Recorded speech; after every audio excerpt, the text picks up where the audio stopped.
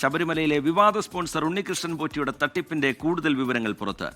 ദ്വാരപാലക ശില്പത്തിലെ സ്വർണ്ണപ്പാളിക്ക് പുറമെ ശബരിമല തങ്ക കവാടം ഉപയോഗിച്ചും ഉണ്ണികൃഷ്ണൻ പോറ്റി വ്യാപകമായി പണപ്പിരിവ് നടത്തി.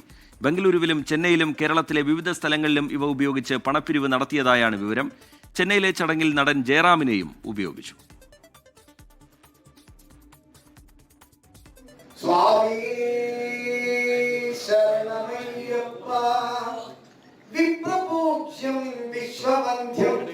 വിഷ്ണു ശംഭോ പ്രിയം സുധം ക്ഷിപ്രപ്രസാദനിരതം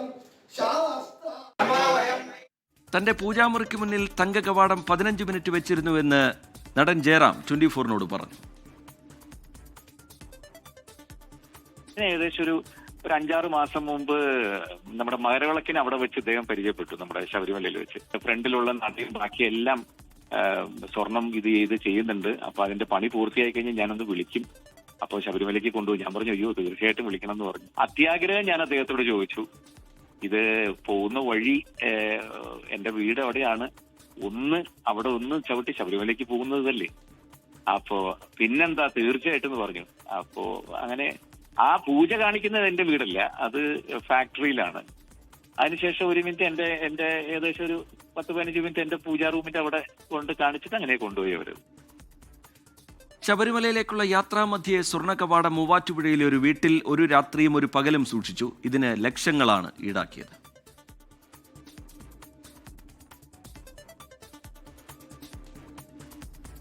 എന്ന് പറഞ്ഞു അതിനുള്ള പൈസ നന്നേക്കാന്ന് പറഞ്ഞു, എല്ലാം റെഡിയാക്കി വെച്ചു. സഹോദരൻ്റെ കാറിലാണ് കൊണ്ടുവന്നത്, ഒരു വോൾവോ വണ്ടിയാണ്, അതിൻ്റെ പുറകിൽ വെച്ചാണ് കൊണ്ടുവന്നത്. അതിൻ്റെ പുറകിൽ കുറേ വേറെ വണ്ടികളും ഉണ്ടായിരുന്നു. ഇങ്ങനെ തരത്തിലൊരു പെട്ടിയിൽ ഇങ്ങനെ സെറ്റ് ചെയ്ത് വെച്ചിരിക്കുക. അതിൻ്റെ അടപ്പ് തുറക്കുമ്പോൾ തടിയേൽ ഇങ്ങനെ പിടിപ്പിച്ചിരിക്കുകയായിരുന്നു. ആദ്യം തന്നെ നല്ലൊരു മണിമന്ദിരമാണ്, 2 മണിയാണ് സമർപ്പിച്ചത്. അതിന് ജയറാമും ഉണ്ടായിരുന്നു, ഉണ്ണിപ്പോറ്റി ഉണ്ടായിരുന്നു. അജികുമാർ ഈ ബാംഗ്ലൂർ ഭയങ്കര ബിസിനസ്സും പിന്നെ വലിയ ആൾക്കാരുമായിട്ടാണ് പുള്ളിയുടെ ബന്ധങ്ങൾ. അപ്പം അങ്ങനെ ഈ ഉണ്ണികൃഷ്ണൻ പോറ്റിയായിട്ട് പുള്ളിക്ക് ബന്ധം ഉണ്ടായതായിരിക്കും. എന്നോട് പറയും എൻ്റെ പാർട്ണറാണ് എന്നും പറഞ്ഞ് എന്നെ കാണിച്ചു തരാറുണ്ട്. പോറ്റി മുഖേനയാണോ എന്ന് എനിക്കറിയത്തില്ല. എന്നോട് ഒരു ദിവസം ഞാൻ ചോദിച്ചു, ചേട്ടാ നിനക്ക് ഇതിനെല്ലാം കൂടെ എത്ര ലക്ഷം രൂപ മുടക്കുണ്ടെന്ന് ചോദിച്ചപ്പോൾ എന്നോട് എനിക്കൊരു 10-30 ലക്ഷം മുടക്കുണ്ടെന്ന് പറഞ്ഞു. ഉണ്ണിപ്പോറ്റിയാണ് ഡീലർ, അദ്ദേഹത്തിൻ്റെ അളിയന് ഈ കാര്യങ്ങളെല്ലാം അറിയുകയും ചെയ്യാം. കോട്ടയം ഇളമ്പള്ളി ശ്രീധർമ്മശാസ്ത്ര ക്ഷേത്രത്തിൽ പ്രദർശനത്തിന് വെച്ചത് ഉണ്ണികൃഷ്ണൻ പോറ്റിയുടെ സഹായി വാസുദേവൻ പോറ്റിക്ക് വേണ്ടിയാണ്. ആരാണ് ഉണ്ണികൃഷ്ണൻ പോറ്റിയെ ക്ഷണിച്ചതെന്നറിയില്ല എന്ന് ക്ഷേത്രം ഭാരവാഹികൾ പറയുന്നു. നോട്ടീസിലില്ല. ഈ സമർപ്പിക്കുന്ന 4-5 പേര് കൂടിയാണ് എന്ന് പറഞ്ഞതിൽ ഒരാൾ ഈ ഉണ്ണികൃഷ്ണൻ പോറ്റിയാണ്, മറ്റൊരാൾ ഒരു അജി എന്ന് പറഞ്ഞ ഒരാൾ, അദ്ദേഹം ബാംഗ്ലൂർ ഒരു ബിസിനസ്സുകാരനാണ്. പിന്നെ നമ്മുടെ ഇവിടെയുള്ള ഒരു വാസുദേവന്. അവരാണ് ഈ വാതിൽ കൊണ്ടുവരുന്നത്. രാവിലെ 6 മണിക്ക് കൊണ്ടുവന്ന് ക്ഷേത്രത്തിൻ്റെ ആനക്കൊട്ടിൽ വെച്ച് അവിടുത്തെ മേശാന്തി ഒരു പൂജയൊക്കെ കഴിച്ചാണ് ഇത് അവിടെ രഥത്തെ കയറ്റുന്നത്. വാസുദേവന് പോറ്റിയായിട്ട് പരിചയം വരുന്നത് ഈ അജി എന്ന് പറയുന്ന ആളുമായിട്ട്. ബാംഗ്ലൂരെ വ്യവസായി ഒരു അജിയുണ്ട്, അത് ഈ വാസുദേവൻ്റെ ഒരു കൊച്ചിനായിട്ട് വരും. അങ്ങനെയാണ് ആ പുള്ളിയായിട്ട് ബന്ധം വന്നത്. അദ്ദേഹമാണല്ലോ അതിൻ്റെ ഒരു പ്രധാന ആളെന്നുള്ളത് നമ്മുടെ ഇവിടെ നിന്ന് തന്നെ കൊണ്ടുപോകാമെന്ന് പറഞ്ഞതിൽ ഒരാളും അദ്ദേഹം തന്നെയാണ്. അജിയുടെ ഒരു നാട്ടിൽ നിന്ന് ഇരുന്നോട്ടെ എന്ന് പറഞ്ഞു മരിച്ചു പോയ ഒരാൾ. നെയ്യഭിഷേകത്തിന്റെ പേരിലും ഭക്തരിൽ നിന്ന് ഉണ്ണികൃഷ്ണൻ പോറ്റി ലക്ഷക്കണക്കിന് രൂപ പിരിച്ചു എന്ന് ദേവസ്വം വിജിലൻസിന് വിവരം ലഭിച്ചിട്ടുണ്ട്. മനീഷ് മഹിവാൽ വിശദാംശങ്ങളുമായി ചേരും. ഒപ്പം തന്നെ ഷഫീദ് റാവുത്തറും വിഷ്ണു സുരേഷും വിശദാംശങ്ങളുമായി നമുക്കൊപ്പം ചേരും. ആദ്യം മനീഷ് മഹിവാലിലേക്കാണ്. മനീഷ്, ഞെട്ടിക്കുന്ന വിവരങ്ങളാണ് പുറത്തു വരുന്നത്. സന്നിധാനത്ത് ഇയാൾക്ക് എത്രത്തോളം വഴിവിട്ട സ്വാധീനമുണ്ട് എന്ന് വ്യക്തമാക്കുന്ന തരത്തിലുള്ള വിവരങ്ങളാണ് ഓരോ നിമിഷത്തിലും പുറത്തു വരുന്നത്. ഇത് സ്വർണ്ണ കവാടം പ്രദർശിപ്പിച്ചും ഈ തങ്ക കവാടം പ്രദർശിപ്പിച്ചും വലിയ രീതിയിൽ തട്ടിപ്പ് നടത്തി അതിന് ലക്ഷങ്ങൾ ഈടാക്കി. അത് മൂവാറ്റുപുഴയിലും ചെന്നൈയിലും ബംഗളൂരുവിലും ഒക്കെ ഇത്തരത്തിലുള്ള നടപടികൾ ഈ ഉണ്ണികൃഷ്ണൻ പോറ്റിയുടെ ഭാഗത്തു നിന്നുണ്ടായി എന്നുള്ളതാണ് വ്യക്തമാവുന്നത്. എന്താണ് ഒടുവിലായി പുറത്തു വരുന്ന വിവരങ്ങളിൽ നിന്ന് നമ്മൾ മനസ്സിലാക്കേണ്ടത് മനീഷ് മഹിവാൽ? റിജിത്ത്, ദേവസ്വം വിജിലൻസ് ഇത് സംബന്ധിച്ച അന്വേഷണത്തിലാണ്. നാളെയാണ് ഉണ്ണികൃഷ്ണൻ പോറ്റിയെ ഇത് സംബന്ധിച്ച് ചോദ്യം ചെയ്യാനായി വിളിപ്പിച്ചിട്ടുള്ളത്. മനീഷ് കേൾക്കാം, പറഞ്ഞോളൂ മനീഷ്.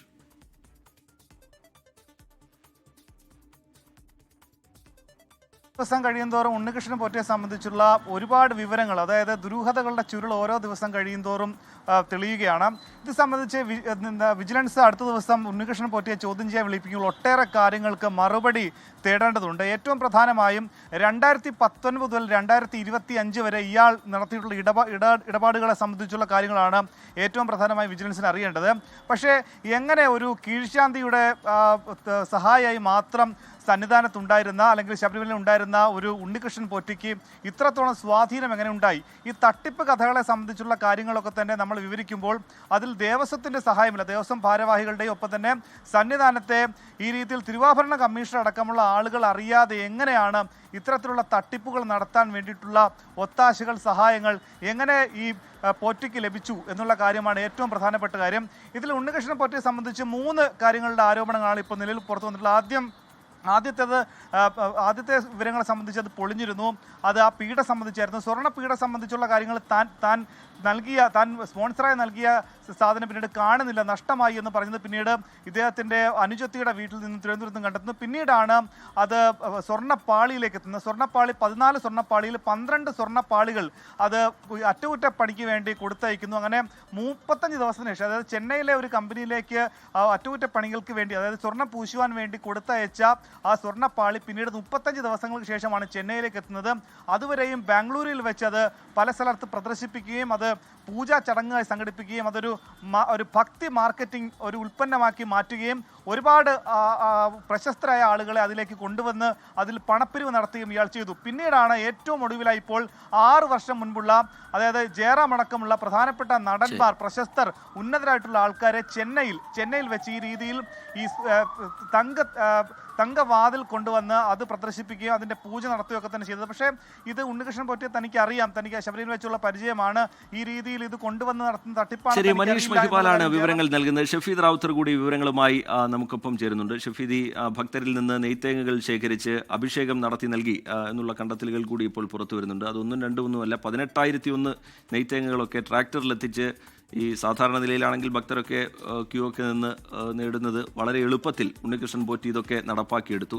അതിന് ബോർഡ് ഉദ്യോഗസ്ഥരുടെ ഭാഗത്തു നിന്നും ഇടപെടലുണ്ടായി, അല്ലെങ്കിൽ അനുകൂല സമീപനം അവർ സ്വീകരിച്ചു എന്നുള്ളതൊക്കെ ഗുരുതരമായി വലിയ ഞെട്ടലോടുകൂടി നമ്മൾ കേൾക്കുന്ന വിവരങ്ങളാണല്ലോ ഷഫീദ് റാവുത്തർ.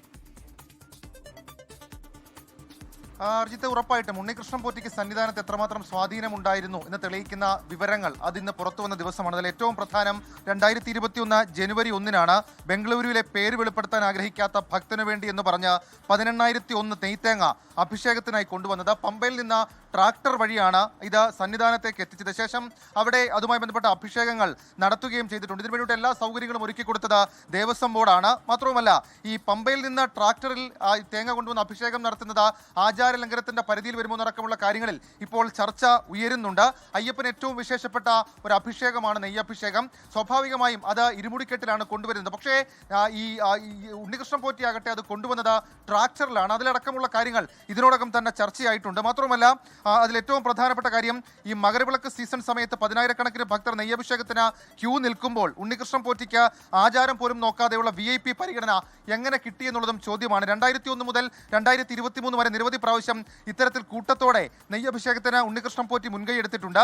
ഒടുവിൽ 2023 ദേവസ്വം ബോർഡ് തന്നെ ഇത് വിലക്കുകയും ചെയ്തു. ഇതടക്കമുള്ള കാര്യങ്ങളിലെ വിവരങ്ങൾ അത് ദേവസ്വം വിജിലൻസ് ശേഖരിച്ചു വരികയാണ്. പ്രത്യേകിച്ച് നെയ്യഭിഷേകം ഉൾപ്പെടെയുള്ള പൂജകൾക്ക് വഴിവിട്ട രീതിയിൽ ഏതെങ്കിലും തരത്തിൽ സംഭാവനകൾ സ്വീകരിച്ചിട്ടുണ്ടോ എന്നടക്കമുള്ള കാര്യങ്ങളും ദേവസ്വം ബോർഡ് വിജിലൻസിന്റെ അന്വേഷണത്തിലുണ്ട്. ഏതായാലും നാളെ ദേവസ്വം ബോർഡ് വിജിലൻസ് ഉണ്ണികൃഷ്ണൻ പോറ്റിയെ ചോദ്യം ചെയ്യുമ്പോൾ ഇതിലടക്കം വ്യക്തത വരുത്തും. റേജിത്ത്.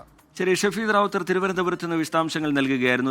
ഒരുപാട് കാര്യങ്ങളിൽ ഉണ്ണികൃഷ്ണൻ പോറ്റിയിൽ നിന്ന് അന്വേഷണ സംഘത്തിന്, ദേവസ്വം വിജിലൻസിന് വിവരങ്ങൾ തേടേണ്ടതുണ്ട്. അതിൻ്റെ നടപടിയിലേക്ക് നാളെ അവർ കടക്കും. വിഷ്ണു സുരേഷ് കൂടി നമുക്കൊപ്പം വിവരങ്ങളുമായി ചേരുകയാണ്. വിഷ്ണു, ഈ 2019 ഉണ്ണികൃഷ്ണൻ പോറ്റി എത്തിച്ചത് ചെമ്പുപാളികളാണ് എന്ന് അതിൻ്റെ അറ്റകുറ്റപ്പണി നടത്തിയ സ്മാർട്ട് ക്രിയേഷൻസ് തന്നെ പറയുന്നു. അതങ്ങനെയല്ല എന്ന് പറയാൻ ദേവസ്വം ബോർഡിൻ്റെ കൈവശമാണെങ്കിൽ രേഖകളുമില്ല. എന്തൊക്കെയോ സംഭവിക്കുന്നു എന്നുള്ളതിനപ്പുറത്തേക്ക് വലിയൊരു ദുരൂഹത ഇതിൽ നിലനിൽക്കുകയാണ്. അതിനിടയിലാണ് ഈ തങ്ക കവാടം പ്രദർശിപ്പിച്ചും ലക്ഷങ്ങളൊക്കെ ഈടാക്കി എന്നുള്ള ഞെട്ടിക്കുന്ന വിവരം പുറത്തു വരുന്നത്. അത് ബംഗളൂരുവിലും ചെന്നൈയിലും മാത്രമല്ല, ഇവിടെ മൂവാറ്റുപുഴയിലും ഒരു രാത്രിയും ഒരു പകലും ഒരു വീട്ടിൽ സൂക്ഷിച്ചു. അതിന് ലക്ഷങ്ങൾ ഈടാക്കി എന്നുള്ളതാണ് പുറത്തു വരുന്ന വിവരം. എന്താണ് മനസ്സിലാവുന്നത് വിഷ്ണു?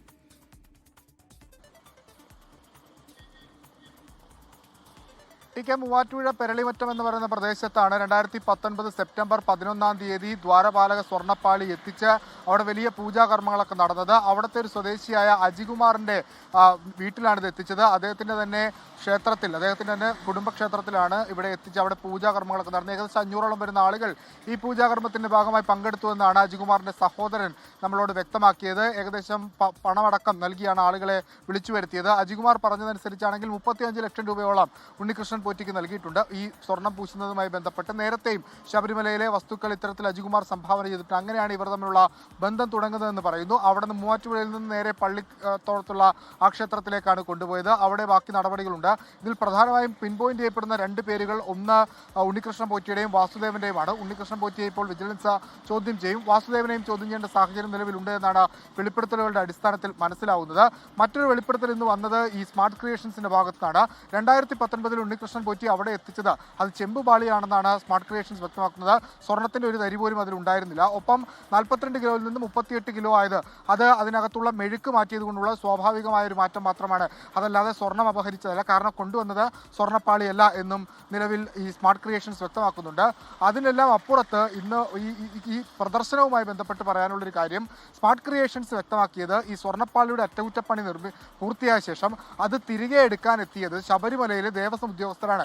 ദേവസ്വം ഉദ്യോഗസ്ഥർ കൈപ്പറ്റിയ ഈ വസ്തു എങ്ങനെയാണ് പിന്നീട് ജയറാമിന്റെ വീട്ടിലേക്കും മൂവാറ്റുപുഴയിലെ ഈ പ്രദേശത്തേക്കും ഒക്കെ എത്തിയത് എന്നൊരു വലിയ ചോദ്യമായി നിൽക്കുന്നുണ്ട്. അതിന് മറുപടി നൽകേണ്ടത് ദേവസ്വമാണ്. ആ ചോദ്യത്തിന് എന്തായാലും ഉത്തരം കിട്ടിയേ പറ്റൂ. കാരണം ദേവസ്വം ബോർഡിന്റെ കൂടി അറിവോടുകൂടിയാണോ ശബരിമലയിലെ ഇത്തരം വസ്തുക്കൾ പ്രദർശന വസ്തുക്കളായി മാറ്റിയതെന്നുള്ളതാണ് ഇപ്പോൾ ഉയരുന്ന പ്രധാനപ്പെട്ട ചോദ്യം. ടിക്ക് ശരി, വിഷ്ണു സുരേഷ് വിശദാംശങ്ങൾ പങ്കുവയ്ക്കുകയായിരുന്നു. അടിമുടി ദുരൂഹതയും സംശയങ്ങളുമാണ്. ഇതിലൊക്കെ ഒരു വ്യക്തത വരേണ്ടതുണ്ട്. ദേവസ്വം വിജിലൻസ് ഉണ്ണികൃഷ്ണൻ പോറ്റിയെ ചോദ്യം ചെയ്യാൻ പോകുന്നു. കൂടുതൽ വിവരങ്ങൾ ഈ വിവാദവുമായി ബന്ധപ്പെട്ട് പുറത്തുവരും എന്ന് തന്നെയാണ് നമ്മൾ പ്രതീക്ഷിക്കുന്നത്. ലോകത്തെവിടെയായാലും ഏത് സമയത്തും 24 വാർത്തകളും ഓഗ്മെന്റഡ് റിയാലിറ്റി പാക്കേജുകളും എക്സ്പ്ലെയിനറുകളും വിശദമായി കാണാൻ ഞങ്ങളുടെ യൂട്യൂബ് ചാനൽ നിങ്ങൾക്ക് സബ്സ്ക്രൈബ് ചെയ്യാം.